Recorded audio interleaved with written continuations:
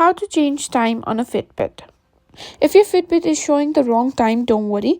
In this video, I'll show you how to change the time on your Fitbit quickly and easily. So let's get started. First, open the Fitbit app on your smartphone and make sure it is connected to your device.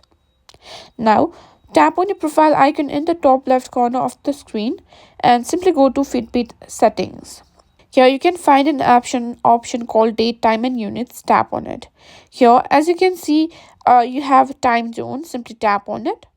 And it has been set location automatically. It means that it will show you the time of the location automatically. Simply toggle that option off like this, and also like this. You can simply choose whichever of these country you're located in, and you can simply change the time zone automatically or manually.